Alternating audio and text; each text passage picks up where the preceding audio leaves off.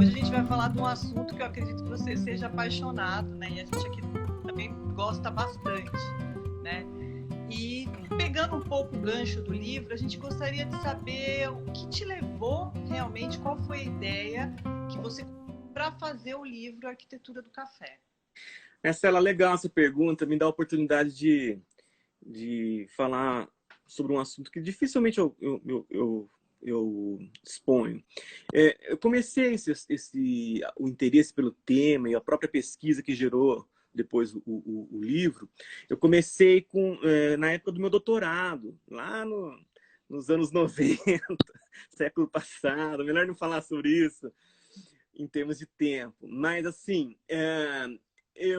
originalmente, eu ia trabalhar com o tema da arquitetura rural.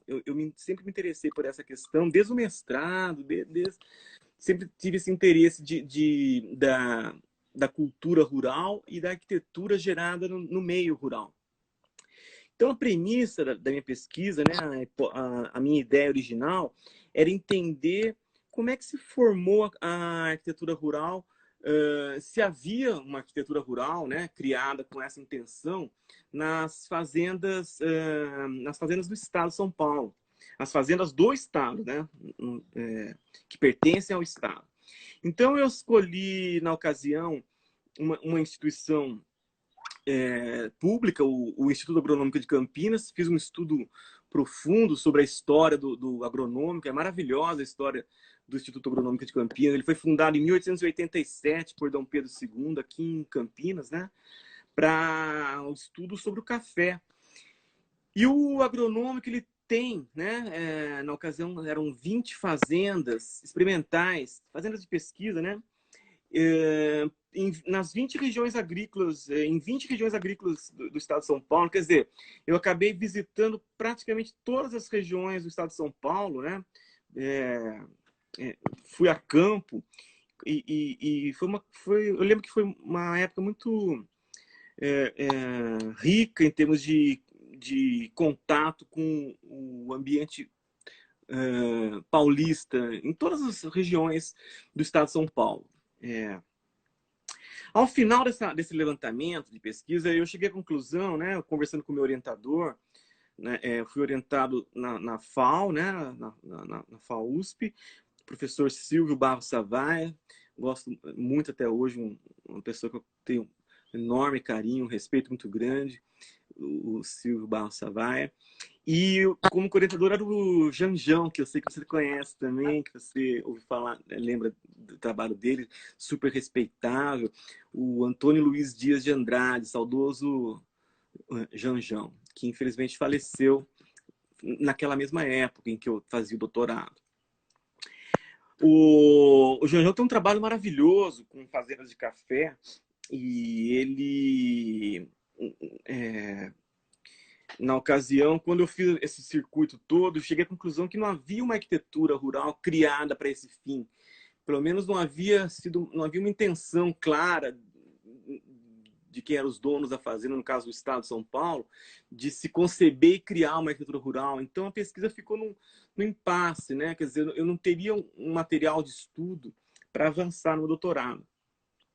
E eu acabei conversando com os meus professores na época, e até foi uma ideia do Janjão de eu então me debruçar sobre, já que eu tinha um conhecimento profundo da história do Instituto Agronômico de Campinas, e as fazendas não demonstravam um universo de estudo que me permitisse discutir sobre essa questão, né, no nível de profundidade que eu gostaria que fosse no doutorado. Então ele sugeriu, por que não eu estudar a arquitetura resultante né, da razão pela qual o Instituto foi criado, que é o café. E na ocasião, eu lembro que eu fiquei preocupado, porque, bom, você sabe, né, muito bem disso, muita gente já falou sobre café e em várias áreas do conhecimento, né?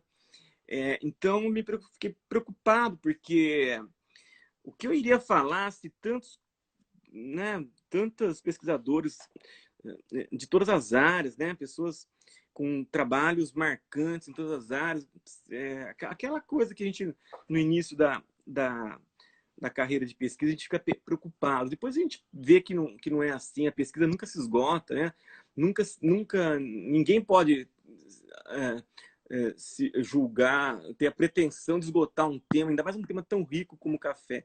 Mas aquela preocupação inicial foi diluída pelo apoio que eu tive na ocasião do próprio Silvio Savaia, do Janjão, e eu tive o privilégio também de ter aula na FAO com professores que são referências obrigatórias para todo mundo que se interessa por essa área, como o Carlos Lemos. E eu não vou ficar citando aqui, senão fica até chato, acaba não citando todo mundo, mas foi esse contexto que me levou a mergulhar no mundo do café. Eu tinha também uma facilidade muito grande, meu pai, também infelizmente falecido, ele era agrônomo e um profundo conhecedor, muito bem relacionado no meio agrícola. Então, sempre que eu precisava de um aporte dessa área, uma vez que eu sou arquiteto e engenheiro civil, não tenho a formação na agronomia, mas sempre que eu precisava, eu tinha como chegar nas pessoas certas, né? Pelas amizades e pelo contato que meu pai me indicava. No campo da arquitetura, já mencionei as pessoas que me ajudavam. Então, eu tive coragem de mergulhar, porque também posso me considerar um cara... Eu tive muito apoio, né, de orientadores, de pessoas que foram marcantes na minha carreira e na minha vida. Então, foi por aí que comecei a descobrir o mundo do café. E depois não saí mais. Me apaixonei e estamos aí mais um cafezeiro para a turma.